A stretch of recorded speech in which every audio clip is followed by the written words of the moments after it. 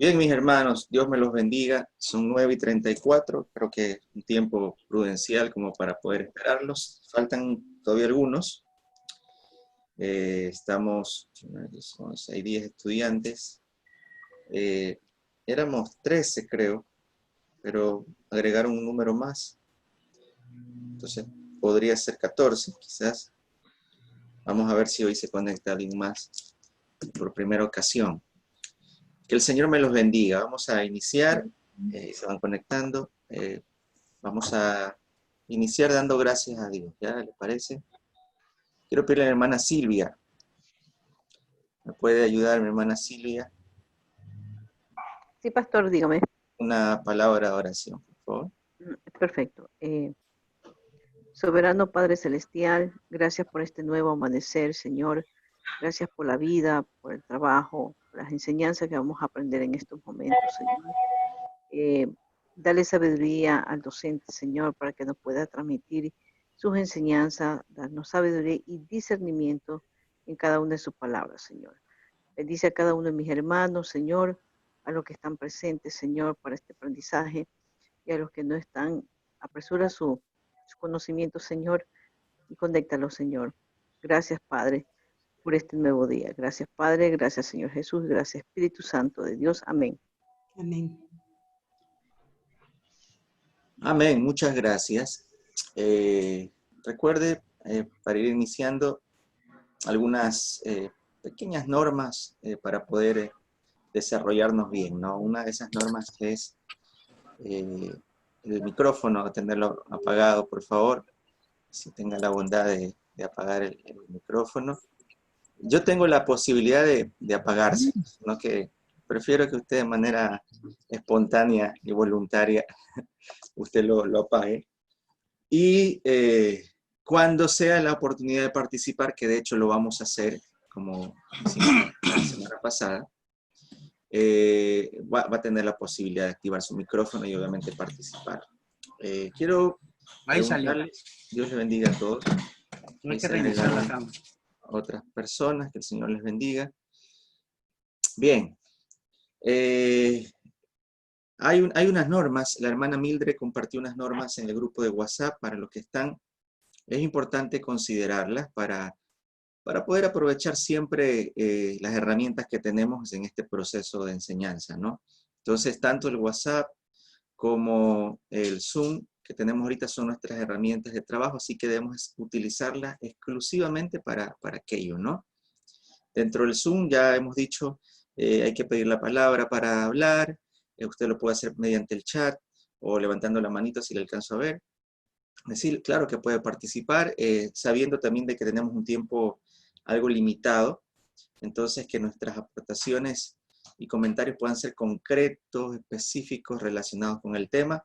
De ahí, bienvenidos, ¿no? Estamos para despejar cualquier duda y escuchar. Todo lo que sirva para enriquecer este proceso es bien recibido, ¿no? Recordarles que estamos grabando la clase, que la semana pasada yo les añadí en la grabación para que usted pueda tenerla, siempre recordando que debemos hacer buen uso de esa grabación. Usted está inscrito en este curso, así que solamente las personas que están inscritas en el curso de liderazgo y ética pueden tener acceso a esos recursos. A eso nos referimos, ¿no? Entonces, tener mucho cuidado con los links, no compartirlos. Yo sé que a veces usted quisiera que otras personas también escuchen, pero vamos haciéndolo en ese orden. Ese es el orden que se ha estipulado en el seminario. Y lo mismo los videos y las grabaciones, ¿no? Que sea para nuestro proceso de enseñanza. Dicho eso, ¿qué tal le fue esta semana? ¿Qué tal le fue esta semana con las lecturas? ¿Qué tal con el test? ¿Hubo algún inconveniente? ¿Estuvo sencillo, verdad? No estuvo tan complicado. ¿Alguna novedad, alguna sugerencia de los trabajos de esta semana? Me gustaría escuchar para ver si corregimos algo. Yo tuve que corregir al andar, por ejemplo. Yo me di cuenta que no le había puesto la posibilidad de que usted solamente lo llene una vez, y por alguna razón quizás alguien pensó que no lo había enviado, lo volvió a llenar, y la cuestión es que tenía un pocotón de test llenos y varias veces, entonces tuvimos que hacer esa corrección ahí en el andar. Pero gracias por haber, de nuevo, llenarlo, ¿no? Y por ahí vi las notas, están bien, están muy bien. Recuerde que eso es importante en el proceso. ¿Alguna sugerencia, algo, alguna dificultad de esta semana que pasó? Del Classroom, no sé. Por favor, si me lo puede hacer saber. ¿Estuvo fácil? ¿Sí? ¿Podemos seguir trabajando ahí? No hay ningún inconveniente. ¿Sí? A ver, mi hermana María. A mí me pasó que cuando fui a otra, o sea, cuando me llegó en el Classroom, en la primera vez pude entrar ese día, al día siguiente. Pero cuando estuve, me tocó en el momento del test, ya no podía entrar ni accesar a los libros. Entonces, sí se me hizo un poquito complicado. Gracias a Dios que ya teníamos nosotros este libro en segundo año y nos ayuda como herramienta. Pero se me hizo un poquito complicado en el momento, dice, yo leí esto, ¿no? Algo así sobre la pregunta de Aristóteles con las diversas teorías de los diferentes filósofos en su pensamiento. Y sí o sea, esto leí, pero ¿cuál mismo era? Entonces, sí se hizo un poquito difícil, tuve que tratar de recordar, ¿no? Lo que más pude. Pero no Pero me los pudo... apareció después en el icono, o sea, la clase no me, o sea, se me desapareció. Fui al Classroom y fui al anterior antes de mandar el test, pero ya no pude encontrar lo que estaba allí. Entonces, Pero no sí sé si tiene es los en mi... libros. ¿Los pudo descargar la No primera vez? pude, no pude descargar todos porque solamente alcancé a descargar uno, alcancé a ver el video, pero como eran varios libros, entonces no tenía Ok. la opción del computador para poderlo hacer porque comparto una sola computadora con mi esposo que da clases, entonces se me hizo complicado el descargar, Ya. entonces sí me gustaría que ¿Alguien vuelva a más? mandar Ok. los ¿Alguien libros. más tuvo problemas con los libros? ¿No? Todos tienen los libros. Mi hermano Rafael, ya vamos a orientarle a usted, que recién se integra en esta clase. Pero los demás, ok, mi hermana, entonces lo que yo voy a hacer es volver a agregar los libros y lo voy a hacer también pensando en el hermano Rafael que se integra. Rapidito, mi hermano Rafael, para ponernos al corriente, tiene una cuenta en Gmail. Sí, sí tengo. Tiene una cuenta en Gmail, ya. Entonces, en el transcurso de la clase o al finalizar la clase, me la hace llegar. Si es por el WhatsApp o por el chat del Zoom, ¿ya? Ok. Yo le voy a enviar una invitación para que usted acceda a un aula virtual en Classroom y ahí usted encuentre el sílabo, encuentre los libros y ahí van a encontrar las actividades que vamos a trabajar durante la semana. ¿Le parece, hermano Rafael? Ok, Entonces, muchas su gracias. tarea en este caso es ponerse al día, ¿no? De esta semana que ya empezamos, leer el sílabo detalladamente, realizar la actividad que tengo que volver a agregar para usted y también los libros.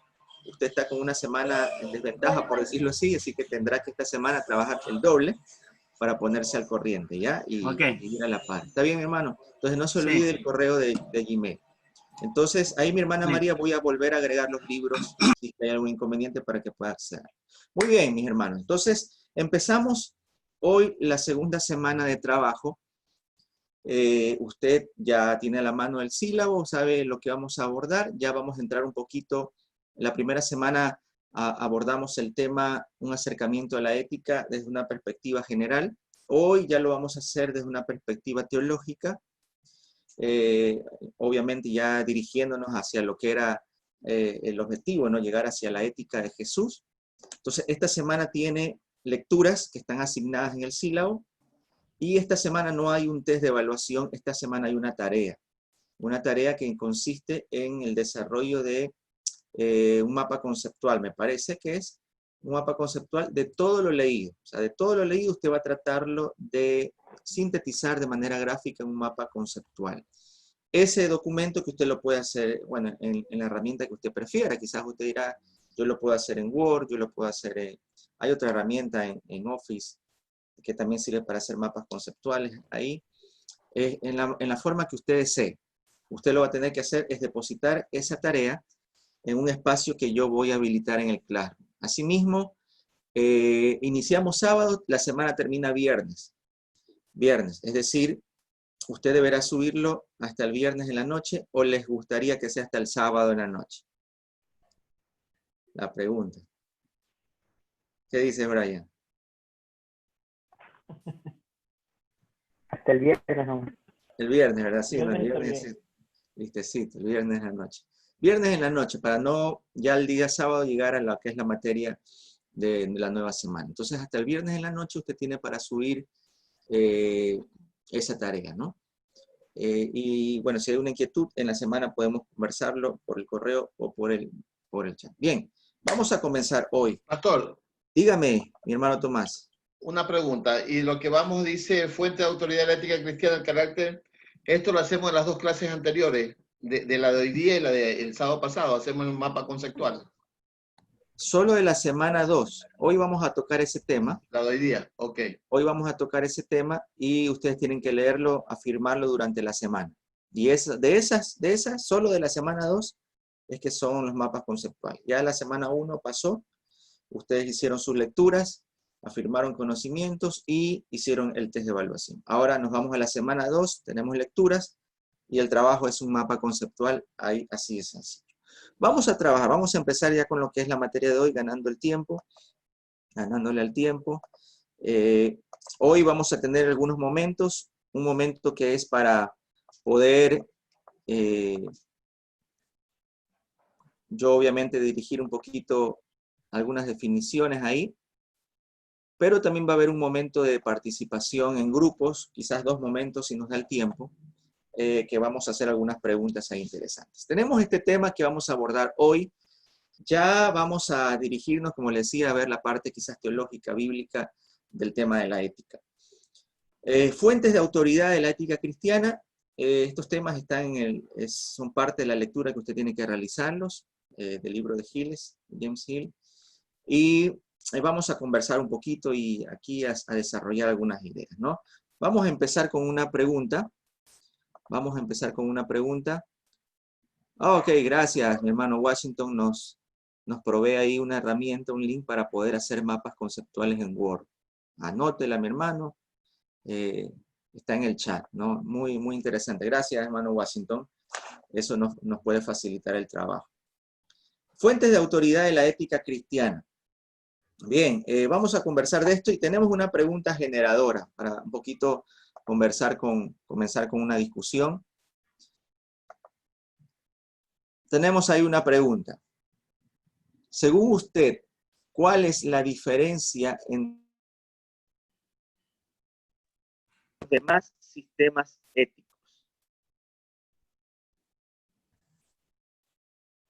¿Cuál es la diferencia entre la ética cristiana y los demás sistemas éticos? Sería bueno que escriba esa pregunta y se tome un par de minutitos para meditar. Ya hemos visto algunos sistemas éticos, ¿verdad? En la clase pasada, aunque no lo abordamos en la clase, sí les compartí en las diapositivas y era parte de la lectura, algunos de los modelos o sistemas éticos que se han desarrollado a lo largo de la historia, ¿no? Unos concentraban en la cuestión de la felicidad, otros en la cuestión del placer, otros en la cuestión del poder, etc. ¿Cuál es la diferencia entre la ética cristiana y los demás modelos éticos? De lo leído, de lo que usted conoce. ¿Cuál es la diferencia? ¿Qué es lo que hace diferente la ética cristiana? Me gustaría que usted pueda escribir esa pregunta y también una respuesta para conversar. Dicho eso, déjeme un ratito dejar de compartir y quisiera observarlos ahora sí. Tómese unos minutos para pensar, un par de minutos. Y vamos a proponer algunas respuestas.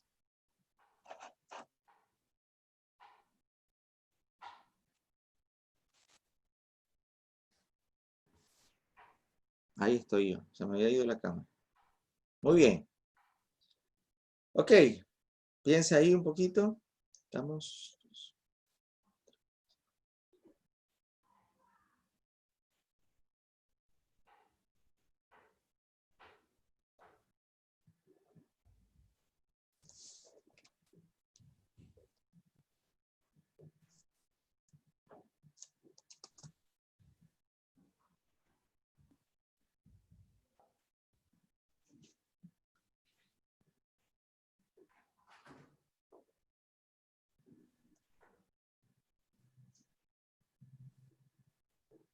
Muy bien. Creo que hay un tiempo suficiente ahí. A ver, me gustaría ver la manito levantada de alguien que quiera compartir. Hermano Tomás. Bueno, la respuesta para mí sería que la ética cristiana reconoce sus raíces en la revelación de Dios, de sus normas y sus mandatos. Ok. La ética cristiana se fundamenta en lo que tiene que ver la revelación de Dios. Amén. Difieren. Decíamos que la ética de manera general, si bien analiza o reflexiona la moral, no necesariamente esa moral o esa ética puede estar influenciada por el cristianismo, ¿no? Hablando de manera general. En este caso, la diferencia, usted hace énfasis en cuanto a la autoridad y la revelación de la palabra de Dios. ¿Alguien más? ¿Qué se diferencia la ética cristiana de otros modelos éticos?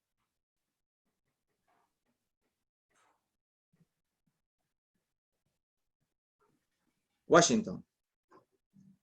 Bueno, creo que esa diferencia es en la parte de cómo uno presenta su vida como testimonio. ¿Ya? Sabemos que en el mundo actuamos, pero muchas veces nos encendemos, nos airamos y sabemos como que reaccionamos mal. Y en cambio la ética cristiana, bueno, también podemos reaccionar mal, pero antes de eso podemos pensar en qué vamos a decir o cómo podemos reaccionar en casos que salgan algo fortuito. Entonces, debemos pensar siempre que tenemos a Jesucristo en nuestras vidas y debemos presentarnos como hijos de Él, hijos de Dios, para dar a entender que somos cristianos o que somos nacidos de nuevo, para presentar algo diferente al mundo de lo que el mundo nos presenta a nosotros. Ok, la referencia de tus palabras, veo la referencia para nosotros, obviamente, si es una ética cristiana, la persona de Jesucristo es el referente, ¿no? El modelo a seguir. Vamos ahí ya parte de la parte conductual, ¿no? De lo que te referías, la parte vivencial del creyente. ¿Alguien más? ¿Alguien más? Venga, Brian. Ok, Brian. Buenos días. Yo puse que la ética cristiana está basada en cómo Dios percibe lo que es correcto y lo que es incorrecto, mientras que los otros sistemas éticos se basan en percepciones muy personales y subjetivas muchas veces, que hacen que la ética cambie o varíe según la percepción que tiene el ser humano sobre qué es bueno, qué es malo, o sobre los valores morales. Y la otra ética está fundamentada en lo que Dios, que es una autoridad suprema, percibe como bueno o como malo. Okay, gracias, Brian. Para la persona que trata de vivir bajo la ética cristiana, desarrollar esa ética, esa clase de ética, lo que Dios dice es importante, es determinante, ¿no? Si Dios establece algo como bueno, así debe ser, y malo, así también debe ser. Los modelos éticos desarrollados, sí, son muy subjetivos. Aunque también ahí entra y vamos a conversar un poquito lo que es esa revelación, porque para nosotros lo que Dios dispone está en la palabra de Dios, ¿verdad? Vamos a discutir un poquito cómo también nosotros, aún teniendo la palabra de Dios como revelación, podemos nosotros utilizarla de manera subjetiva y también de alguna manera utilizarla según nuestros pensamientos y criterios de lo que es bueno y es malo, justificar. Vamos a abordar ese tema. Muy bien, mis hermanos, para ir avanzando un poquito en este tema, vamos a desarrollarlo. Partimos de cuál es la fuente de autoridad de la ética cristiana. Déjenme poner aquí. Ok, ahí nos habíamos quedado. Primero, mire, Dios es la fuente de toda autoridad. Lo han manifestado ustedes. ¿Sí? Ustedes acaban de manifestar esa gran verdad. Estableció la ley fundamentada en el amor. Jesús enfatiza el centro de la ética cristiana, el amor a Dios y el amor al prójimo. Esa fuente de autoridad sabemos que está basada desde el principio en los 10 mandamientos, ¿no? En el decálogo que Dios estableció a su pueblo como normas o principios de vida. La verdad que a mí me gusta más llamarlo más allá de mandamientos, que lo son, obviamente, principios de vida, porque trascienden. Es por eso que algunos muchas veces cuestionan y dicen, bueno, esos 10 mandamientos eran exclusivos de Israel. Pero de esos 10 mandamientos nosotros podemos extraer principios que trascienden los tiempos y las culturas. Y en esos mandamientos, como el Señor Jesús lo explicó y lo desarrolló muy bien, esos mandamientos están fundamentados en el amor. Tanto así que cuando a Jesús le hacen esa gran pregunta, ¿cuál es el mandamiento más importante? ¿O en qué se resume toda la ley? Recordemos que para los israelitas no solamente había el decálogo, sino que habían como 630 mandamientos, preceptos, etcétera, ¿no? Que se habían desarrollado a través del tiempo. Entonces, para ellos era importante saber cuál de todos esos era el más importante, cuál debían de cumplir. En una ocasión le dijeron a un maestro, a un rabino, uno de sus seguidores le hizo una pregunta y le dijo, ok, quiero que me digas, sosteniéndote en un solo pie, toda la ley. Toda la ley. Imagínense ese desafío, eran más de 600 mandamientos. Entonces, el rabino acepta el desafío y se pone sobre un solo pie y lo único que dice es, debes amar a Dios con todo tu corazón. Punto. Y de esa manera le enseñó a su seguidor y discípulo, de una manera muy breve, cómo debía resumir toda la ley. ¿O cuál era la ley? La ley, el centro de toda la ley, los mandamientos de Dios, es el amor. No podemos olvidarnos de eso. Es la esencia. Y de hoy en adelante usted lo va a ver presente en cada uno de los episodios que analicemos de la vida de Jesús, por ejemplo. Entonces, el centro de la ética cristiana, según lo enseña Jesús, es el amor a Dios y el amor al prójimo. ¿En qué varía quizás de los otros? Quizás en muchos de los otros se centra mucho en el ser humano, en la persona, en el yo, en mis placeres, en mis anhelos. No significa que Dios no quiera que usted y yo nos amemos a nosotros mismos, porque mismo Jesús lo dijo, no debes amar a los demás como te amas a ti mismo. Pero pone como centro de todo el amor a Dios y el amor a los demás. Por lo tanto, nosotros podemos decir que la ética cristiana es una ética teológica, definitivamente. Se basa en lo que Dios dispone, en lo que Dios establece, en lo que Dios norma, en lo que para Dios es importante. Y para Dios, sobre todo, lo importante es el amor. Esa es, por decirlo nosotros, la ley suprema, lo que regula todos los mandamientos, todas las normas, todos los principios de vida que Dios estableció. Y Jesús afirma eso. Esa es la mayor y gran diferencia de la ética cristiana con cualquier otro modelo o sistema filosófico relacionado con la ética. Dicho eso, para nosotros, si decimos que lo que Dios dispone es importante, debemos establecer que la Biblia como fuente de autoridad ética, así es la mayor fuente de autoridad ética, no la única, pero definitivamente es la que tenemos a nuestro alcance y como cristianos nosotros creemos que es la revelación de Dios. Ahora, es importante decir que Dios ha mediado su revelación en la Biblia, libro sagrado inspirado divinamente, el cual nos habla en forma de prohibiciones, mandamientos positivos y nos da ejemplos para seguir por medio de la elaboración de las experiencias de otros con Dios. Usted para este punto ya ha visto bibliología, usted ya sabe cómo se origina la Biblia, usted sabe muy bien que la Biblia tiene un origen divino, pero también tiene un origen humano. Y esa combinación hace lo que se convierte en un desafío la labor del estudiante de la Biblia, ¿no? Pero nosotros creemos, a pesar de ese origen humano que tiene la Biblia también, que la Biblia tiene un origen divino y que es la forma en que Dios se ha dado a conocer a los seres humanos. Y ahí sí tenemos prohibiciones, muchas prohibiciones, pero también tenemos mandamientos positivos, ¿no? Como los que el Señor Jesús nos ha establecido, ¿no? Habla de que debemos orar por nuestros enemigos, ese es un mandamiento positivo. Por ejemplo, entonces hay modelos, hay ejemplos que nosotros encontramos ahí. Aunque debemos decir que a veces la Biblia narra detalles de comportamientos malos sin condenarlo, y algunos toman este hecho para justificar tales actos en el día de hoy. Y aquí hago una pausa. Y es cierto, la Biblia no oculta conductas equivocadas, la Biblia no oculta pecados, la Biblia no oculta errores, la Biblia los pone en evidencia. Sí, y es más, también en ocasiones nosotros podremos ver de que hay situaciones que no son condenadas abiertamente. Yo quiero hoy que conversemos específicamente de un ejemplo sencillo, que es el del rey David. Uy, se me han conectado más. Bueno, quiero que vamos al famoso pasaje de David, cuando es reprendido por el profeta Natán. Quiero que por favor vaya al libro de 2 de Samuel y vamos a discutir esto.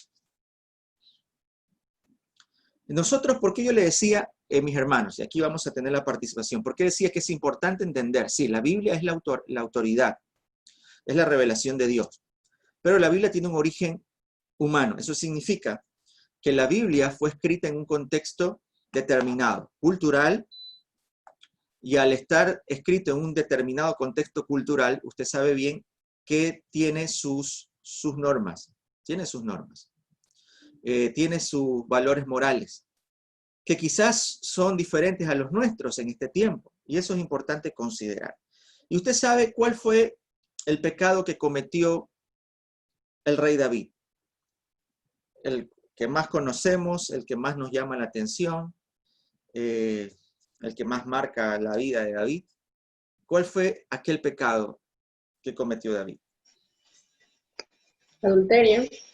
Adulterio. Con Betsabé. Con Betsabé. El adulterio con Betsabé. ¿Alguien quiere aportar algo más? ¿Estamos de acuerdo que ese fue? Adulterio, asesinato. Asesinato. Sí, mire que más rápido viene a nuestra mente el adulterio que el asesinato. Quizás el primero fue el adulterio, ¿no? Sí, quizás porque fue primero, ¿verdad? Es que el uno es consecuencia del otro, pastor. Sí es. Sí, es verdad. Pero ¿sabe qué? Yo creo, y usted podría estar de acuerdo o no conmigo, de que nosotros en nuestra mente humana hay pecados que resaltamos más que otros. Podría decirme, toleramos más que otros. No se olvide apagar el micrófono, por favor, tenga la amabilidad. Solamente cuando vaya a participar lo activa para no escuchar el ambiente que está a nuestro alrededor. Gracias. Entonces, en nuestra mente toleramos más. Hay pecados que son más visibles y hay otros pecados que son más ocultos. Entonces, se tolera, por ejemplo, al mentiroso, al que tiene orgullo en su corazón, al que tiene envidia, celos, pero al adúltero, pues es visible, ¿no? O al homosexual. Hay pecados que para nosotros son más visibles que otros, más condenables, simplemente como un paréntesis, nada más. Pero sí, ese fue el pecado. Ahora, lo interesante, ¿por qué traigo a consideración esto? Porque en el segundo libro de Samuel, nos vamos al segundo libro de Samuel, capítulo 12, cuando David es confrontado por el profeta, sabemos que el profeta le cuenta una historia. Quiero pedirle aquí a mi hermano Eduardo, por favor, que pueda usted abrir su Biblia y leer. Usted va a leer del 1 al 5. Amén. Y le voy a pedir a Rocío que por favor pueda leer del verso 6 al verso 12. Vamos a conversar un poquito sobre esto, ¿no? Para seguir en la línea de lo que estábamos analizando de la autoridad de la Biblia, etc., ¿no? ¿Empiezo? Sí, mi hermano Eduardo, si lo tiene. 12, segundo de Samuel 12, del 1 al 5, y Rocío del 6 al 12. Listo.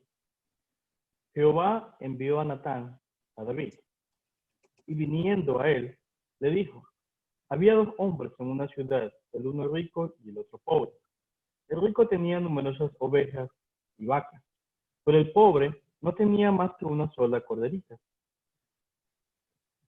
que él había comprado y criado, y que había crecido con él y con los hijos juntamente, comiendo de su bocado y bebiendo de su vaso y durmiendo en su seno, y la tenía como a una hija. Y vino uno de camino al hombre rico, y éste no quiso tomar de sus ovejas y de sus vacas para guisar para el caminante que había venido a él, sino que tomó la oveja de aquel hombre pobre y la preparó para aquel que había venido a él. Entonces se encendió el furor de David en gran manera contra aquel hombre y dijo a Natán, vive Jehová, que él que tal hizo es digno de muerte. Rocío. Bueno. Y debe pagar la cordera con 4 tantos, porque hizo tal cosa y no tuvo misericordia. Entonces dijo Natán a David, tú eres aquel hombre, así ha dicho Jehová, Dios de Israel. Yo te ungí por rey sobre Israel y te libré de la mano de Saúl. Y te di la casa de tu señor y las mujeres de tu señor en tu seno. Además te di la casa de Israel y de Judá. Y si esto fuera poco, te habría añadido mucho más. ¿Por qué, pues, tuviste en poco la palabra de Jehová, haciendo lo malo delante de sus ojos? A Urías heteo heriste a espada, y tomaste por mujer a su mujer, y a él lo mataste con la espada de los hijos de Amón. Por lo cual, ahora no se apartará jamás de tu casa la espada, por cuanto me menospreciaste, y tomaste a la mujer de Urías heteo para que fuese tu mujer. Así ha dicho Jehová, he aquí, yo haré levantar el mal sobre ti de tu misma casa, y tomaré tus mujeres delante de tus ojos, y las daré a tu prójimo, el cual yacerá con tus mujeres a la vista del sol. Porque tú lo hiciste en secreto, mas yo haré esto delante de todo Israel y a pleno sol. Ok, gracias. ¿Cuál es realmente la reprensión que recibe David por parte del profeta y obviamente por parte de Dios, que era quien enviaba al profeta Natán? Aquí alguien me escribe. Uy, los versículos. Ah, ya, estaba poniendo los versículos, gracias. Muy bien, ¿cuál fue realmente la reprensión? ¿Por qué lo reprende? Por haber tomado otra mujer. No, David, tenías ya a tu esposa, ¿por qué quieres tener otra mujer? ¿Cuál fue la reprensión real? ¿Qué hay de, a ver, Nando Rafael? Menospreció la palabra de Dios, menospreció a Dios. Ese fue el centro. Lo menospreció. ¿Y de qué forma menospreció? No poniendo el temor a Dios primero en las decisiones que tomó, no pensando en el Señor. ¿Y cuál acto evidenció eso? ¿Qué actos evidenció eso? La muerte de Urías. La muerte de Urías. O sea que si hubiera adulterado con Betsabé, pero no lo mataba Urías, estaba bien todo.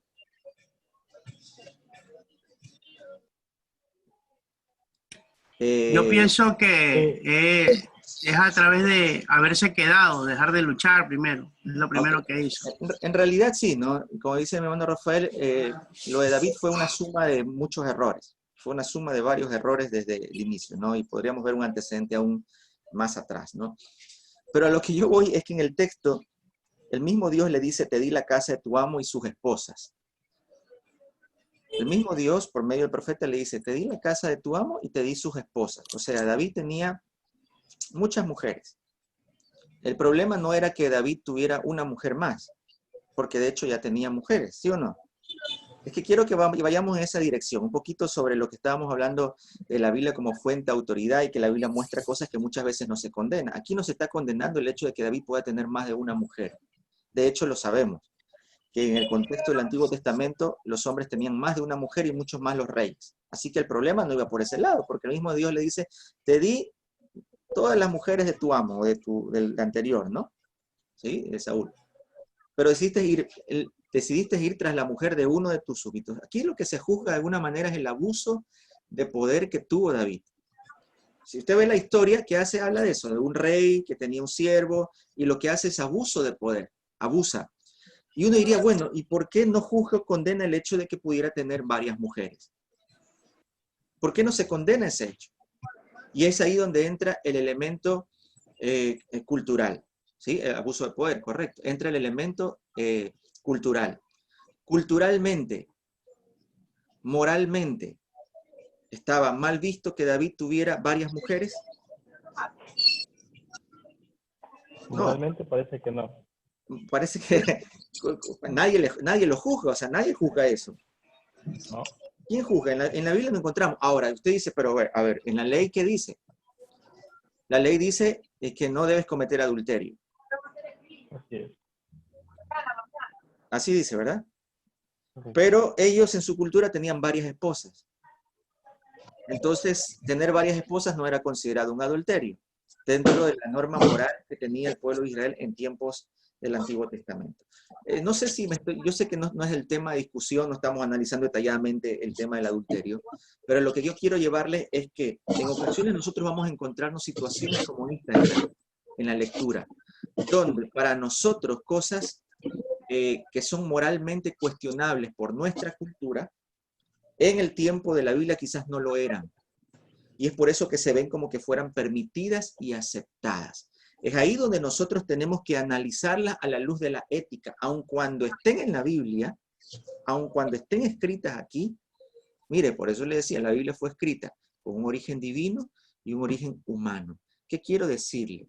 De que nuestra labor como estudiantes de la Biblia, como líderes, es una labor muy exhaustiva, muy diligente, de poder nosotros realmente extraer de la palabra de Dios, que sí, para nosotros es la revelación de Dios para nosotros, extraer lo que realmente es el principio, lo que Dios quiere disponer para nosotros, para tomarlo como un principio de vida, como una norma o quizás como una regla moral, para analizar a la luz de nuestra ética. Si nosotros vamos a la Biblia y simplemente tomamos como válido y aceptamos todo lo que está escrito aquí, nos vamos a encontrar con unos serios problemas. Con unos serios problemas. Y de hecho, es lo que ha conducido a que hoy en día tomemos y tengamos algunos errores doctrinales y algunas prácticas que no son correctas dentro de la iglesia. Entonces, si bien es cierto, esta es nuestra fuente de autoridad, el creyente, el estudiante de la Biblia debe esforzarse por extraer lo que es el principio. Lo que decía Brian, ¿qué es lo que Dios ha dispuesto? Porque nos vamos a encontrar con situaciones como esas que traen conflicto muchas veces al momento de leerla. Quizás la hemos leído antes, pero hemos pasado por el detalle eso. Bueno, ¿cómo es posible que le está condenando de adulterio, pero si él tenía varias esposas? David las tenía y eran permitidos o vistos moralmente en ese tiempo de manera correcta. No sé si hay alguna pregunta a raíz de eso y si he logrado quizás tratar de explicar qué es lo que le quiero decir. O sea, si bien es cierto, la Biblia es la palabra de Dios y aquí hay la revelación de Dios, nosotros tenemos que hacer un estudio diligente. ¿Sí? No podemos nosotros coger esto y aplicarlo netamente, sin ningún análisis a nuestro tiempo. Y encontramos, por ejemplo, en el Nuevo Testamento que Pablo le dice a las mujeres que deben callar en la congregación. Y si nosotros cogemos y aplicamos sin considerar ningún tipo de análisis y contexto, entonces aquí, hermano, las mujeres no tienen nada que decir, ¿sí? En cuanto aplicamos ese principio en aquel entonces, ¿no? Entonces tengamos mucho cuidado en ese sentido. ¿Mi hermana Sandra va a decir algo? ¿No? Pastor, Okay. ya le... ¿Me va a decir algo, mi hermana? Ok, vamos avanzando un poquito. Sigamos avanzando, tenemos acá esta diapositiva. Entonces, a la veces la Biblia narra detalles de comportamientos malos sin condenarlo. Puesto un simple ejemplo ahí. Y podríamos discutir muchos más. Si no, acuérdese de aquel levita que está en el libro de Jueces, ¿sí? Y que descuartiza a la concubina. Analice ese pasaje, hermano, y después hablamos. ¿Cómo analizamos eso? El hecho de que un levita asesine y descuartice a la concubina. Es uno de los pasajes del libro de Jueces. Entonces encontramos relatos que sí son confrontados y que no podemos nosotros eludirlos, sino que tenemos que dar algún tipo de respuesta, como muestra algunos pasajes ahí que le he mencionado hoy. Bien, vamos con la siguiente. Mire lo que dice. La Biblia como fuente de autoridad ética. La Biblia, vamos a pedirle aquí a nuestro hermano,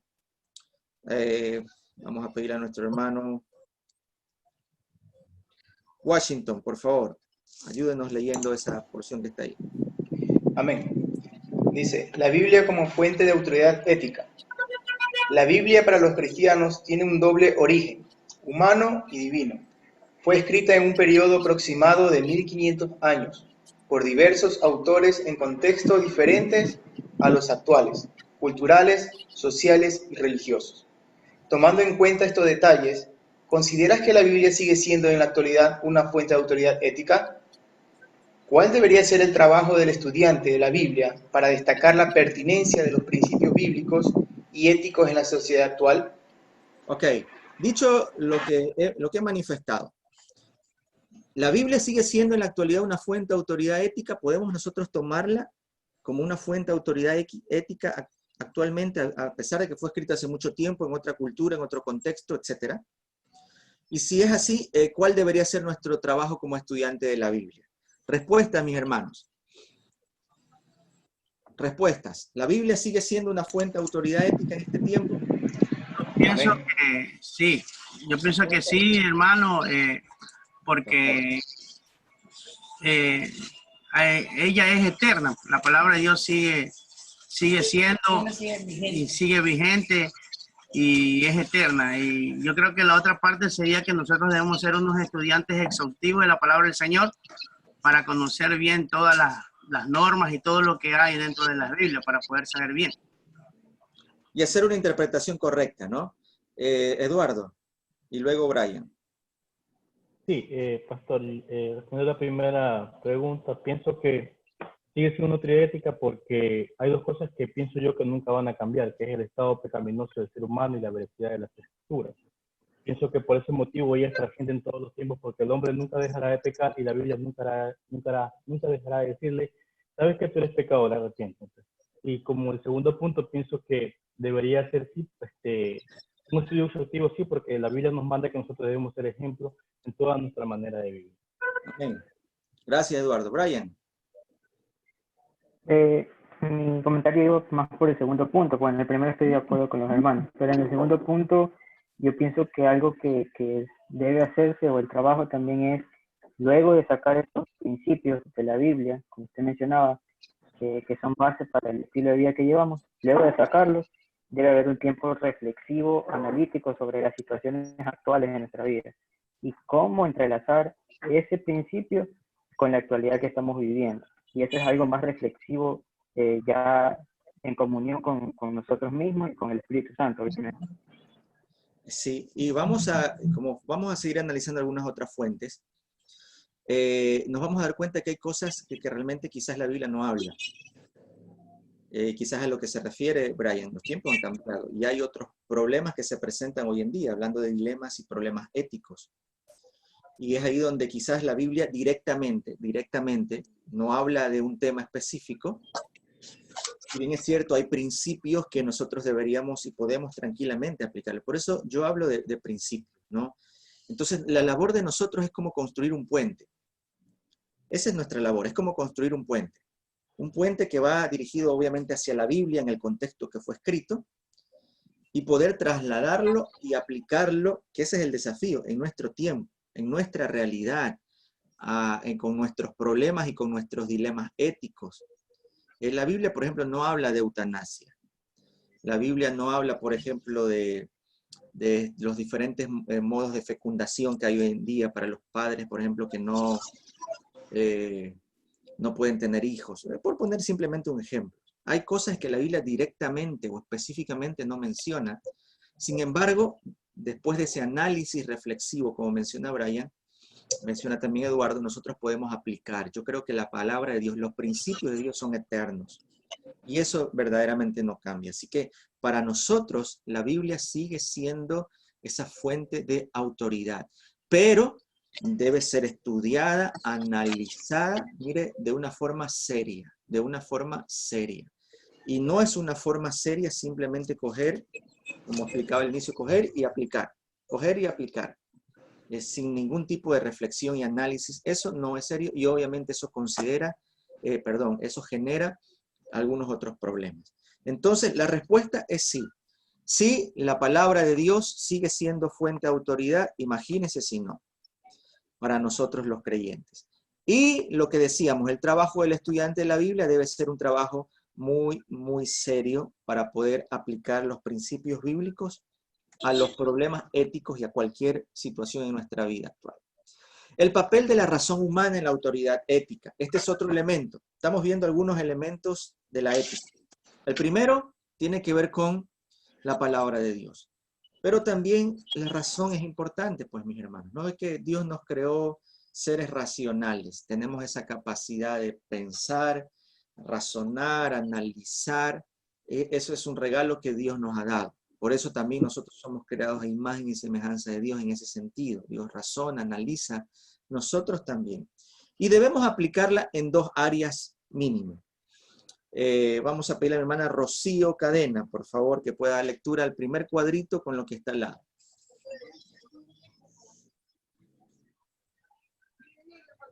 ¿Está mi hermana Rocío Cadena? Rosa Cadena, perdón. Disculpen. Hermana, ¿no está? Entonces, mi hermana Rosa Cárdenas. Sí estoy, sí estoy. Ah, ya. No había prendido el micrófono. Ok. El papel de Ana en la autoridad de ética. El estudio de la Biblia. Considerar las condiciones históricas de los textos, buscar el sentido original del texto y contextualizarlo en el presente. Ah, gracias. Sí, ahí viene la parte seria que decíamos del estudio, ¿no? Considerar elementos históricos. Bueno, ¿cuál era la cultura? ¿Qué normas morales eran permitidas en aquel entonces? ¿Cuáles difieren de nosotros hoy? ¿Cuál es el sentido original del texto? El autor de la Biblia, ¿por qué ese autor de ese libro, de ese pasaje, por qué escribió? ¿Qué quería lograr en las personas que leyeran ese libro? ¿Cuál era la intención? La motivación. ¿Y de qué manera puedo yo contextualizar eso? Mire, es un análisis, es algo serio realmente, pero también es apasionante, ¿no? Entonces, en ese proceso, nosotros aplicamos la razón, obviamente. Dios nos ha dado esa capacidad de razonar. Y es ahí donde nosotros vamos a extraer. Y como yo le digo, ¿no? Como la Biblia tiene un ropaje, yo le pongo así ese ejemplo. La Biblia tiene un ropaje cultural. ¿Qué debemos hacer nosotros? Quitarle el ropaje cultural, el ropaje social y extraer el principio, que es eterno. Los principios son eternos. Y eso, el desafío aún mayor, contextualizarlo. Para eso necesitamos la razón, para el estudio de la Biblia, por supuesto. Pero también la necesitamos en este otro ámbito. Vamos a pedirle a hermana Alexandra, por favor, ayúdenos leyendo el segundo cuadrito. Amén. El estudio del campo de la ciencia. Estudiar los avances de la ciencia, especialmente los relacionados con el cuerpo humano, para ver si son compatibles con la revelación divina y la mayordomía del cuerpo. Ok, y sí, y no podemos negar de que la ciencia ha avanzado mucho, como yo ponía algunos ejemplos ahora, y tenemos que analizarlo también desde la parte de la ciencia. Es más, nosotros ahora, el estudio de la palabra de Dios, por ejemplo, la teología, echa herramienta de varias ciencias. Echamos mano de filosofía, ¿verdad? Por ponerle un ejemplo, ¿no? También en la pastoral, hoy en día, aceptemos o no queremos aceptar, también se utiliza herramientas aparte de la psicología. Tomamos ciencia de la investigación de los textos bíblicos, para, obviamente, de los idiomas bíblicos. Todo eso, mire, ahora en el estudio de la teología se involucran otras ciencias para el estudio de la palabra y obviamente utilizamos la razón. Pero también en la manera de aplicarlo, ¿no? En cómo el ser humano es concebido. Hoy, por ejemplo, se habla del estudio, por ejemplo, del cerebro del adolescente, para entender el adolescente y cómo el adolescente puede ser pastoreado, por ejemplo, o aconsejado, el cerebro del joven, del niño. Entonces, no podemos cerrarle las puertas a la ciencia y al razonamiento mediante la ciencia. Son instrumentos válidos que nosotros podemos echar mano para, por ejemplo, aplicar y tomar decisiones en ciertos temas éticos que se nos presentan hoy en día. Por ejemplo, ¿cómo yo podría dar mi opinión sobre la eutanasia si no sé, por ejemplo, qué es la eutanasia? ¿No les parece contradictorio? ¿Qué tendríamos que hacer nosotros? Tendríamos que obviamente analizar y echar mano de la ciencia. Eso nos separa o previene del fanatismo, así es mi hermana Concha. Mi hermana Concha, hermana Concha, ¿no?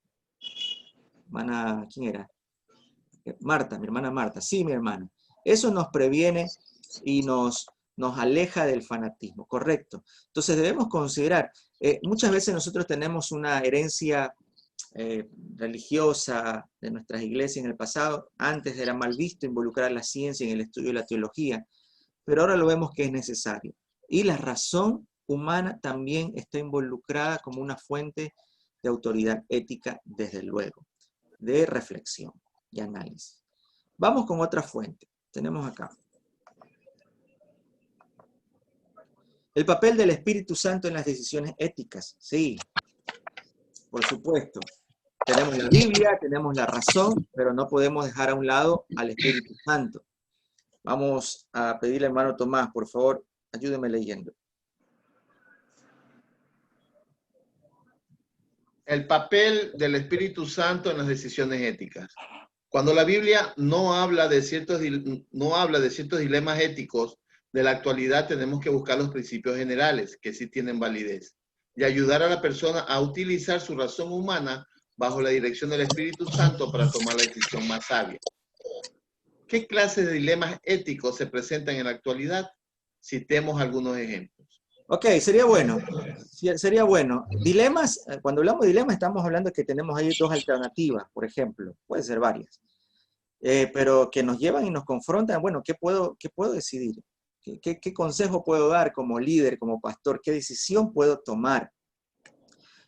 Donde se vuelve indispensable la guía del Espíritu Santo. Que por más que nosotros razonemos humanamente, es ahí donde viene el Espíritu Santo y nos da esa sabiduría, ese discernimiento, esa habilidad de poder tomar una decisión adecuada y correcta. ¿Qué clases de dilemas éticos se presentan en la actualidad? Citemos algunos ejemplos, mis hermanos. A Eduardo, mi hermano Eduardo. ¿Me está alzando la manito? ¿Ok? ¿Alguien que quiera compartir algún dilema, alguna situación conflictiva? Hermano Tomás. Un dilema muy importante es, por ejemplo, el hijo de un pastor se va de viaje a Holanda y regresa casado. Después de 2 años de matrimonio, le revela la novia, que era Patricia, le revela que no es Patricia, sino Patricio. El casado, hijo de pastor, el pastor llama a integrar a pastores para que le den una solución a abogados. Y es un dilema ético, para mí ético, o sea, ¿qué se haría ahí, no? Si usted quiere que le dé la respuesta, mi hermano, no le voy a dar la respuesta. Solamente estamos planteando dilemas éticos. Obviamente hay una postura, pero es un caso. Se da y es un caso bien complicado. Aunque alguien podría decir, la palabra de Dios es clara y esto, ¿no? Bueno, es ahí donde podemos nosotros reflexionar. Obviamente no voy a dar una postura en cuanto a eso porque nos alargaríamos, ¿no? Pero sí mencionemos otro dilema. Es un dilema. Estamos solo mencionando dilemas. ¿Qué otro dilema? Pastor, también se ha escuchado mucho sobre los divorcios dentro de los hogares cristianos, que se dan por rompimiento, no sé, ya sea por falta de entendimiento o infidelidades, etcétera. Correcto. Hoy en día muchísimo. Sí, el tema del divorcio, miren, no hay un criterio unificado en la iglesia evangélica. Aparte que la iglesia evangélica no está unificada. Eso partimos de hecho, no tenemos una unificación así. Seamos honestos, hermano. No podemos ponernos de acuerdo en algo, nunca. Peor en cuestiones así conflictivas, ¿no? Así es, mi hermana, el divorcio es un tema ético y más aún si lo hablamos a nivel de liderazgo. Hermano Eduardo. ¿Qué decir? Por ejemplo, también casi ya 20 años del Evangelio, en el Evangelio he visto dos posturas que creo que tiene que ver mucho con la ética. Por ejemplo, la mujer se le permite o no usar pantalón, y si se le permite, no se le debe permitir ministrar con pantalón, sino con falda. Entonces, hay como una especie de doble moral, ¿no? Ese es un tema bastante polémico.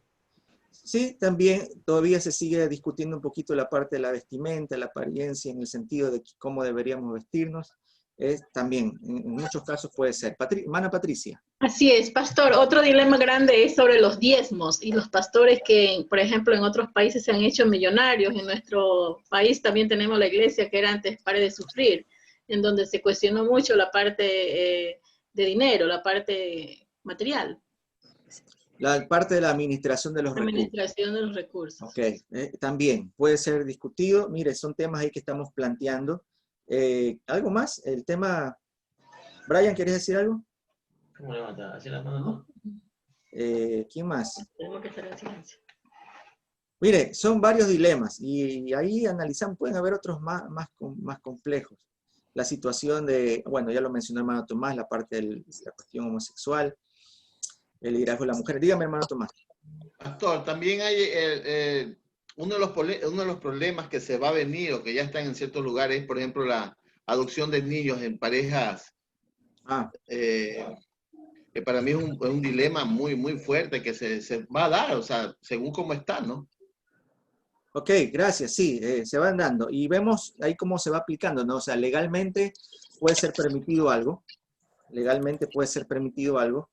y con el tiempo quizás se convierta en algo, una norma moral en ciertas culturas, bien visto, y ahí es donde viene la reflexión ética, muchas veces entra en juego ahí lo que decíamos, el análisis de esas validaciones o cosas que se tienen sentadas como correctas o permitidas.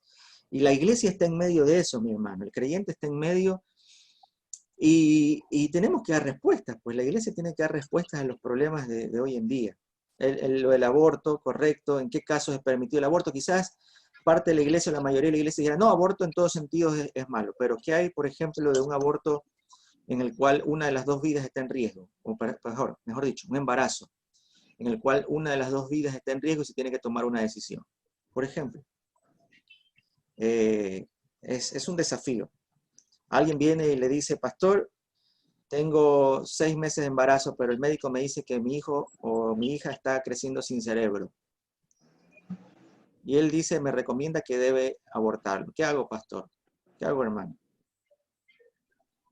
Entonces, ahí hay una pregunta y tenemos que dar respuestas, ¿no? Y que no nos podemos quedar callados. Entonces, son desafíos, mis hermanos, desafíos que se nos van presentando.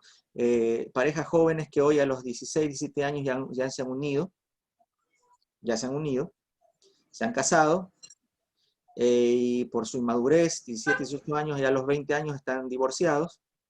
Y entonces algunos, aplicando ciertas normas bíblicas, dirían, no te puedes volver a casar, debes quedarte toda tu vida sin casarte. Entonces estamos hablando de que un joven a los 20 años, con toda la pasión que tiene por dentro a esa edad de los 20 años, va a quedarse sin casar, por ejemplo, ¿no? Entonces son situaciones que son parte de la vida y cada vez se ven con más frecuencia. Y la iglesia debe dar respuestas. Amén, mis hermanos. Nosotros como líderes debemos dar respuestas. Entonces es ahí donde entra también la palabra de Dios, la reflexión, la razón, el análisis y también la sabiduría que proviene del Espíritu Santo de Dios, lo que estábamos hablando, ¿no? Creo yo que en esos momentos el Espíritu Santo se vuelve de alguna manera ese consejero, ese ayudador, para que nosotros podamos de alguna manera obtener una solución y una respuesta. Yo siempre digo, no todas las respuestas van a ser dadas para los mismos casos. Cada caso debe ser analizado de manera independiente, diferente, y es ahí donde viene nuestra responsabilidad. Mal haríamos nosotros si es más, sí lo vamos a aplicar para todo. No se puede. La verdad que no se puede. Más bien, alguien dijo por ahí que caeríamos en legalismo, y sobre todo no podemos olvidar que nosotros trabajamos con vidas, que nosotros podemos marcar para edificación o para destrucción. Vamos a seguir analizando estas fuentes de éticas y seguramente vamos a conversar. Gracias por los ejemplos que ustedes han compartido ahí, que obviamente son importantes. La conciencia, ay hermano, la conciencia. La conciencia también juega un papel importante en las decisiones éticas. Vamos a pedirle a mi hermana María Rizo, ¿sí está presente?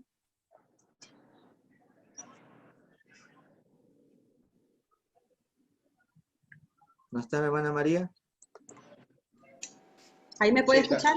Claro, ahí la escucho. Ok. Sí, voy a leer. Dice así, el papel de la ciencia en las decisiones éticas. La conciencia iluminada por las enseñanzas de la Biblia, correctamente interpretadas, y la compañía del Espíritu Santo se pueden seguir sin peligro, pero la conciencia de una persona inconversa o de un cristiano inmaduro no tiene la textura moral y espiritual para ser autoritativa en la forma de decisiones morales. Tito 1:15. Sí, si lo buscamos rápidamente y alguien lo lee, inmediatamente buscamos Tito 1:15 y vamos a ver esta parte de la conciencia, que sí, obviamente es una herramienta, pero hay clases de conciencia y la Biblia habla de las clases de conciencia, ¿no? Todas las cosas son puras para los puros, mas para los corrompidos e incrédulos nada les es puro. pues hasta su muerte, hasta su mente y su conciencia están corrompidas. Ok. ¿Para qué es puro? Todas las cosas son puras. Para el corrupto, todas las cosas son corruptas porque la conciencia, dice, está corrupta, está corrompida. Y eso es cierto. Entonces, si hay una conciencia que ha sido influenciada por la palabra de Dios, por el Espíritu Santo, mire, es una conciencia que obviamente va a ayudarnos en la toma de decisiones éticas. Si es una conciencia que está influenciada por el pecado, por la corrupción, obviamente no va a ser de gran ayuda, más bien nos va a ocasionar algunos problemas. Es por eso que Pablo habla de la limpia conciencia. Habla de la conciencia que ha sido endurecida o encallecida, habla de una conciencia corrupta. ¿Y qué clase de conciencia tenemos nosotros? Es importante que esa conciencia pueda estar influenciada por la palabra de Dios y por el Espíritu Santo. Amén. La intuición. Aquí creo que las mujeres dicen esta habilidad muy desarrollada que es, algunos le llaman el sexto sentido. ¿Sí? Las virtudes intelectuales de la sabiduría, la ciencia y la intuición pueden captar lo correcto en forma instantánea. Eso decía aquel sacerdote, teólogo, filósofo italiano, Tomás de Aquino, que se lo considera uno de los padres de la teología sistemática. Él apelaba mucho a esto de la intuición y hablaba eso del sexto sentido y que es lo que en ocasiones nos ayuda a tomar una decisión correcta. Algunos desvirtúan esta fuente, pues consideran que se puede confundir con la conciencia o incluso con lo que el Espíritu Santo pueda mencionar, ¿no? Pero ahí está. Para los que la reciben y quieren y la toman por válida, está la intuición como parte de las decisiones éticas. Lo que sí, si apelamos a ella, no debería ser siempre.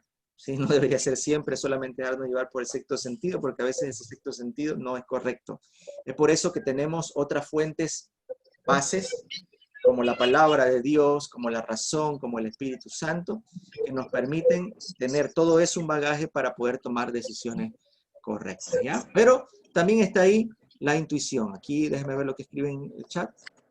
¿Puede ser como el instinto? Sí, podremos llamarle como el instinto, correcto.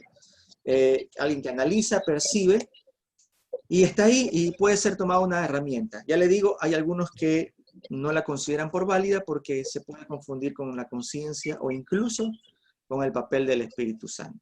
Pero ahí está también como una fuente de autoridad, o fuente de la ética también.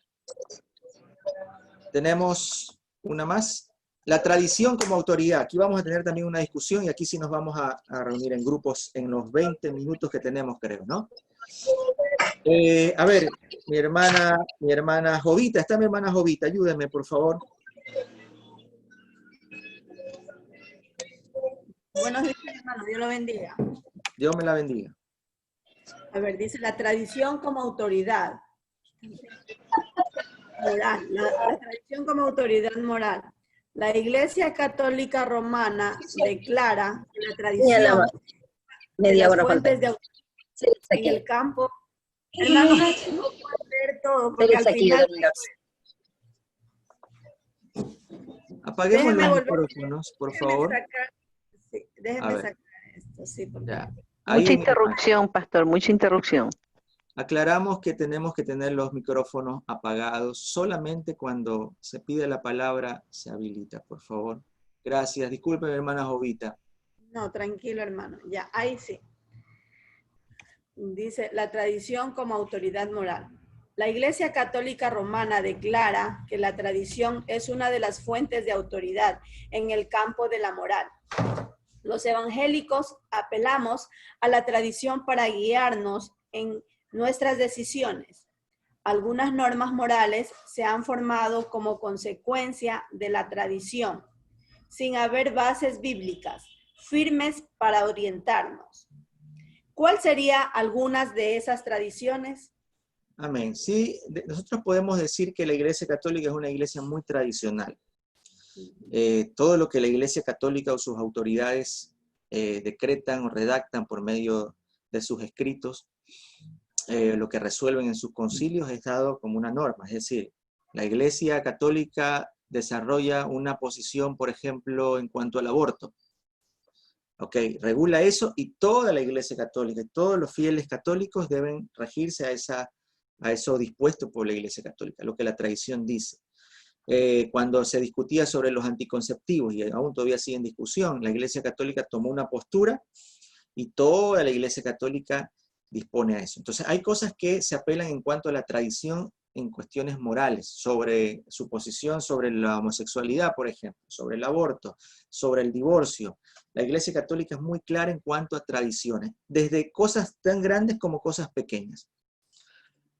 Por ejemplo, la tradición de no ordenar mujeres. La Iglesia Católica solamente permite que los hombres sean ordenados sacerdotes, las mujeres no. Y hay una pregunta ahí, los evangélicos, la Iglesia evangélica, ¿apela a la tradición para guiarse en las tradiciones? ¿Qué consideran ustedes? Muchas veces cuestionamos a la Iglesia Católica de ser una iglesia muy tradicional. ¿La Iglesia evangélica también lo es? ¿La tradición también juega un papel importante en la toma de decisiones éticas hoy en día, en las decisiones importantes? ¿Qué consideran ustedes? ¿Cuáles serían esas tradiciones que todavía están vigentes hoy? Entonces, ¿qué vamos a hacer ahorita? Lo vamos a discutir en grupo. Así que yo lo voy a enviar a un grupo ahorita. Usted va a aceptar la invitación, ¿ya? Y ustedes, ¿qué van a hacer? Van a conversar entre los grupos. Estamos 1, 2, 3, 4, 5, 6, 7, 8. 16 hoy. 16. Entonces vamos a hacer 4 grupos de 4, creo que es suficiente, y ustedes van a discutir qué tradiciones vamos a hacerlo en 10 minutos, qué tradiciones la iglesia todavía tiene ahí esa vigencia y todavía siguen siendo una norma para tomar decisiones. De la iglesia evangélica, estamos hablando de la iglesia evangélica. Así que me permite un ratito. 4 automáticamente. ¿Estamos listos? Si le sale un mensaje, acepta. ¿Ya?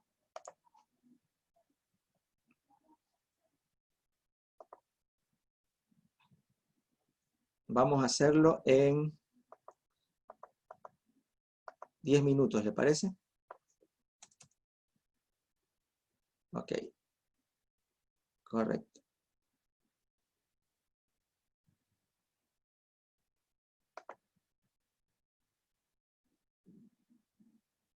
¿Le salió una invitación? Si le sale, acepte.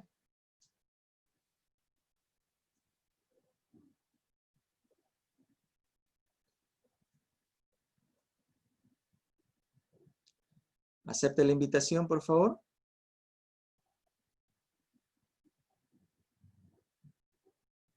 Hermana Elizabeth, acepte la invitación, por favor, hermana Elizabeth.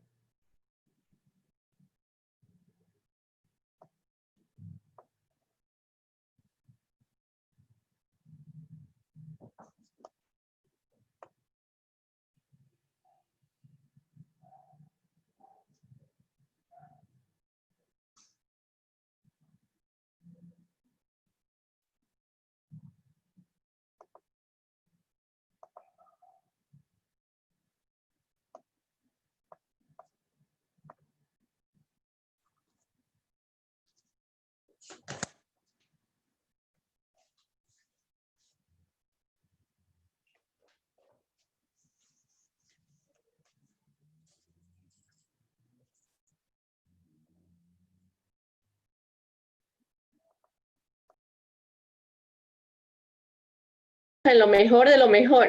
De verdad. Bueno, es que ahí ya lo traen acá, pues lo mejor de lo mejor. Van volviendo los compañeros, esperemos que vuelvan. Y vamos a hacer ahí algunas preguntas. ¿Qué tal la experiencia? Bastante agradable, pastor. Están volviendo, ojalá no vengan incompletos. Nadie se haya quedado por ahí perdido en el espacio. A ver si vienen todos. Yo creo que sí se me perdió alguien. Se perdieron en la dimensión. Otra dimensión. Vamos, a ver, yo al azar cogí, ¿no? Al azar cogí uno de cada grupo. Y vamos a empezar con el primero. Hermana Silvia, ¿está mi hermana Silvia? Sí, pastor, sí estoy presente. El resto, recordemos, apagar los micrófonos para aprovechar estos últimos minutos. ¿Qué pasó ahí, mi hermana, en su grupo? ¿Encontraron algunas tradiciones en las cuales todavía la iglesia evangélica rige para tomar decisiones, para accionar? Sí, sí, pastor, encontramos, nos faltó más tiempo, pues, 13. Entre esos 13. están entre esos están... Solo mencióneme las dos más importantes, las que usted son las más Perfecto. importantes. Sí, por ejemplo, en el tiempo de duración de los cultos. Hay cultos como mínimo lo hacen 20 minutos, pero hay otros que son de 2, 3 horas que la persona que está escuchando, el hermano, se duerme, es cansado. Entonces, eso tiene que mantenerse una regulación en la duración de los cultos, ¿no? Okay. Para que la palabra llegue y al inicio nos alimentamos, pero después llega el cansancio, pues, ¿no? Otra que de las que usted considere más importantes, así que se aplique a lo que estamos hablando. La evangelización, pastor. Yo considero que nosotros nos enfoquemos más en las evangelizaciones. O sea, no es una crítica destructiva, sino constructiva. Los testigos de Jehová son muy buenos evangelizadores, porque ellos van de casa en casa visitando. En cambio, nosotros no. Bueno, en nuestro medio, si veo en la parte de la península, nosotros esperamos que la persona llegue a nosotros, a la iglesia, a donde tenga que congregarse. Pero hacer eso más hincapié, pastor, porque por algo estamos dentro de una congregación, estamos dentro de una iglesia y tenemos que atraer. Por ejemplo, en mi caso es atraer a mis hermanas que están alejándose de la iglesia, visitarlas, ir a donde ellas. Tiene que sobrar un tiempo. Por algo estoy en el caminar donde nuestro Señor Jesús buscaba, no esperaba que lo buscara. Ok, gracias mi hermana Silvia.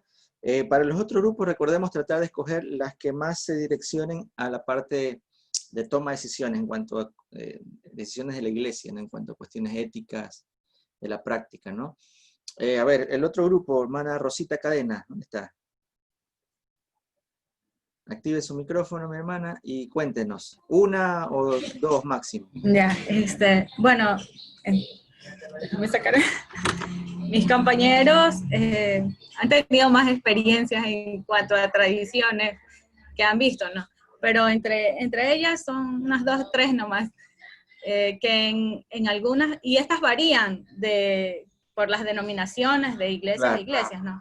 Por ejemplo, unas iglesias separan durante los cultos a los hombres de las mujeres, en otras que se consideran tradicionalistas, no aplauden, y en otras la vestimenta de las mujeres. Eso fue lo que se... Solo de las mujeres. No, de los hombres y las mujeres también. Pero así o no, que más se concentran en la de las mujeres, ¿verdad? Ajá, así, por lo general. Así son. Sí. Entonces más se pone la mirada en cómo se viste la mujer. Gracias, sí, hay iglesias, pocas, pero sí hay, de que separan hombres en un lado, mujeres en otro, los que hablan en lenguas en uno y los que hablan en lenguas en otro. Bueno, así muchas veces somos de separatistas, los evangélicos. Ok, vamos con gracias, vamos con hermana Patricia. Su grupo, ¿qué conversó? Activa el micrófono, mi hermano. Bueno, nosotros vimos 2 partes. La primera era justamente lo de las vestimentas de la mujer en cuanto a al maquillaje, si debe utilizar pantalón, vestido. O sea, es muy cuestionable ese punto, porque no, en muchas iglesias no se los permite, inclusive que no tomen el pastorado, que solo es para hombres. O por ejemplo, si tienen tatuaje, también no es tan bien visto. Y la otra es, por ejemplo, cuando llegan a la iglesia y han estado casados antes y se han divorciado y luego llegan con otra pareja, entonces también son, como quien dice, no son bien vistos. O sea, es un poco satanizado la parte de las uniones. Así es, exacto, la parte de las uniones, si es que ellos no, han sido divorciados, por ejemplo. Ok, y ese es uno de los problemas también, ¿no? La razón, si una pareja o una persona, por ejemplo, una mujer que ella es creyente, ella se convierte, el esposo no, han estado unidos por mucho tiempo, 20 años, póngale, tienen hasta hijos, ya su hogar formado, pero no están casados, la hermana viene a la iglesia, se convierte, el esposo no, y el esposo no quiere casarse porque piensa que están bien así toda su vida, entonces la mujer puede o no puede participar, ¿no? En los ministerios, por decirlo así. Correcto, hermana, ahí tenemos una situación. Y hay tradición, ahí la iglesia dice, no, mientras no te cases, no ni puede. siquiera te podemos bautizar. Ni bautizar. Ya estamos. Simplemente estamos comentando, hermano, no estamos dando ni una opinión. Vamos con la última, Alexandra. Mi hermana Alexandra, ¿dónde está? Porque si doy la opinión. Amén, amén. Perdón. Sí, pastor, tocábamos varios puntos, pero de los que voy a compartir ahorita era sobre el autoritarismo de los pastores. Les comentaba a los hermanos que yo conozco ciertas congregaciones en donde les gusta a los pastores que les llamen padre espiritual. Sin embargo, la Biblia nos dice lo contrario, ¿no? Que padre hay uno solo, que no se debe llamar padre a nadie en la tierra. Y he visto, pues, pastores que les gusta que les llamen así. Y también hablando sobre el autoritarismo, también existen pastores que llevan un concilio con la iglesia, ¿no? Y si no está este pastor de acuerdo con lo que los hermanos dicen, con lo que el concilio dice, pues dicen, no, yo aquí soy el pastor y yo soy la autoridad y aquí se hace lo que yo digo. Existen estos casos. También estábamos hablando otro caso sobre la enseñanza del dar. Hablábamos que hay ciertos líderes o pastores así mismos que se enfocan más en la enseñanza del que tienen que dar para ser prosperados, caso contrario les va a ir mal. Ciertamente es bíblico eso, que hay que diezmar, también hay que ofrendar, pero hay pastores que lo hacen con fines de lucrarse. Comentaba de pronto una hermana que incluso hay pastores que viven de esto, ya no como convicción de enseñar la palabra de Dios, sino más bien para enriquecimiento personal, ¿no? Correcto. Ahí viene el tema ético del manejo del dinero, y cómo la iglesia y los líderes deben manejarlo. Y sí es cierto, hay, no podemos decir generalizar, pero sí hay parte en la iglesia evangélica donde realmente se habla mucho de la iglesia católica y la autoridad que tiene, por ejemplo, el papa o el sacerdote, pero también se da en el ámbito evangélico, ¿no? Entonces, con este tema de la paternidad espiritual, una vez saliendo del culto, una hermana mayorcita que recién llegaba a la iglesia me decía, padrecito, quiero orar por mí. Entonces, tuve que orar por ella. Con tal de que no me diga papacito, pero padrecito me decía. Pero sí, ahí el tema de la paternidad espiritual, ¿no? Que, a ver, en cierto sentido es bíblica. Pablo habla de paternidad en cuanto a, por ejemplo, a Timoteo y Tito, eran sus hijos espirituales, pero cuando eso se utiliza para manipular es un problema, ¿sí? Cuando se trata de inferir en áreas y cuestiones personales de la individualidad del ser humano, porque a veces se quiere abarcar todo en el control de toda la persona. O sea, no puedes irte de viaje si no me pides permiso, no puedes enamorarte si no me pides permiso. Es donde entra la autoridad espiritual como ya en un sentido de control, de abarcar todo, ¿no? Mire, son ejemplos y podríamos citar muchos más. La disciplina eclesiástica, ¿cómo disciplinamos en la iglesia? ¿De dónde sale eso? ¿Sí? Disciplinamos, ok, 6 meses de disciplina, 1 año de disciplina, pero si yo, no, 1 año de disciplina. ¿De dónde sale eso? Tradición. ¿Con qué base juzgamos y tomamos esa decisión? ¿Quiénes son miembros de una iglesia? Cada iglesia hace bien ciertas normas, sus regulaciones, quién es miembro y quién puede dejar de ser miembro según lo que haga o no haga. Si no diezmas, no eres miembro de la iglesia, por ejemplo. ¿Quiénes participan de la Santa Cena? Si le queremos poner un picante ahí, ¿no? Si le queremos poner un picante ahí, ¿quiénes participan de la Santa Cena? Y cada iglesia tiene su tradición. ¿Por qué la celebramos los primeros domingos de cada mes, la Santa Cena? Y si yo la quiero celebrar el último, ¿quiénes participan? ¿Y por qué son en la iglesia? Bueno, ahí hay un sinnúmero de casos, hermanos, en que somos los evangélicos, que hablamos de los católicos, somos sumamente tradicionalistas y más aún tomamos decisiones, muchas veces éticas, que tienen que ver con otras personas basados en tradiciones y no en una reflexión de lo que dice realmente la palabra de Dios después de un estudio serio, considerando la razón, importante la razón, el Espíritu Santo, aún nuestra misma conciencia. Entonces, si no consideramos esos factores, mire, vamos a ser muy radicales. Muy radicales. Brian, ¿quieres decir algo ya para ir terminando? Me he pasado 3 minutos, como ustedes llegaron tarde 3 minutos, no, 3 minutos tarde. Brian. Pastor, con respecto a lo que decía de las tradiciones, también inclusive afecta en las decisiones más prácticas o así más ligeras dentro de la iglesia. Por ejemplo, no se reúne un grupo de hermanos para liderar algún tipo de campaña.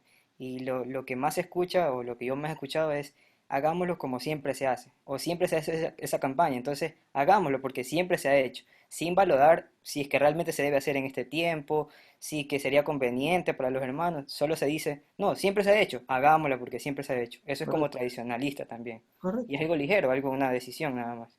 Porque lo hemos aprendido así. Guachito, terminamos con Guacho. El tema del bautismo es algo muy tradicional también. Muchas iglesias no le permiten bautizarse a las personas si no siguen un curso de 2, 3, 4 meses a veces. Entonces, pero ¿qué es lo que nos dice en Hechos 8:36? Cuando iba el eunuco. Aquí hay agua, dice, ¿qué me impide bautizarme en este momento? Entonces, si la persona lo quiere hacer, o sea, Dios le revela en ese rato, Dios le llena en ese rato y quiere bautizarse, ¿qué le impide hacer? No, es que tiene que tomar un curso primero para poder bautizarse. Entonces, eso es mucha tradición también. Sí, la edad, el curso, etcétera. Y ahorita sí ve que les están saliendo las ideas ahorita. Hermana Alexandra, ahora sí terminamos. Pastor, no, yo quería comentar algo de mi vida personal en base al bautismo, como hablaba el hermano. A mí me pasó, hermano, que, bueno, mi esposo falleció hace 4 años, ahora el 21 de junio cumple 4 años de haber fallecido, pero él murió sin bautizarse. Nosotros le pedíamos al pastor que nos bautice, pero no éramos casados en aquel entonces, y el pastor no nos pudo bautizar a sí mismo por no haber sido casados, ¿no? Y bueno, él murió sin haberse bautizado. Hubiera sido bonito que hubiera participado también de esto, ¿no? Pero quizás por estas mismas tradiciones, él no pudo recibir el bautismo y, bueno, tuvo que partir ya. Eso quería compartir. Gracias, mi hermana, gracias por su aporte. Y para terminar, nos vamos conduciendo a la ética de Cristo, donde nos vamos a contestar una pregunta la próxima semana es, ¿qué es más importante, cumplir la norma o el amor? ¿Cumplir la norma o el amor? Y obviamente la respuesta decimos amor, pero en la práctica, para el creyente, para el líder, para el pastor, muchas veces se vuelve más importante el cumplimiento de la norma. Está escrito, así debe ser. Así lo hemos hecho, así tiene que ser. Y es ahí donde nos dirigimos a un Cristo con su ética que desafía la ética de aquel entonces, la ética incluso de la religión de aquel entonces. Y bueno, y conmueve las estructuras y espero que esa ética de Cristo también conmueva nuestras estructuras. Hay temas que sería muy bueno abordarlos, hermanos, y quedan ahí, pero el tiempo tampoco no es el espacio. Algunos les he dado teología y hemos podido conversar varias cosas de algunos de estos temas. Así que ojalá en algún momento nos topemos con algunos temas teológicos y la oportunidad de debatirlos y reflexionarlos con más tiempo, ¿no? Mis hermanos, les agradezco, no se olvide del trabajo que tienen que hacer. Me gustaría quedarme solo unos minutitos con los hermanos que se han agregado hoy para explicarles, solo con ellos, ¿ya? Se quedan un minutito, no les voy a quitar más tiempo. Dígame, mi hermano Eduardo. Solo por curiosidad, usted este diapositivo lo va a subir a Classroom, ¿verdad? En un principio pensaba que no, pero las voy a subir. Sí, por favor, que es un material. El amor me va a conmover más que las normas. Dígame, hermano. La ética de Cristo tiene. Gracias, mi hermano. Pastor, gracias. Una pregunta, rapidito, pastor. Es muy importante porque me ayudó a mí en lo personal las clases. ¿Sabe por qué? Porque uno repite, la vuelve a ver y saca criterios que a veces a uno se le quedan en el aire. Sí, yo los voy a juntar la grabación y voy a juntar las diapositivas. Obviamente, gracias, hay diapositivas que no alcanzamos a ver hoy y por eso también las voy a juntar para que usted las revise. Se nos queda un poquito el carácter de Dios, que es algo más de atributos, que ya algo usted quizás conoce, para que lo repase. Entonces voy a subir el video y subo gracias, pastor. Las diapositivas. Hagan por favor las tareas esta semana, las lecturas que complementan este proceso y nos vemos Dios mediante la próxima semana. ¿Ya?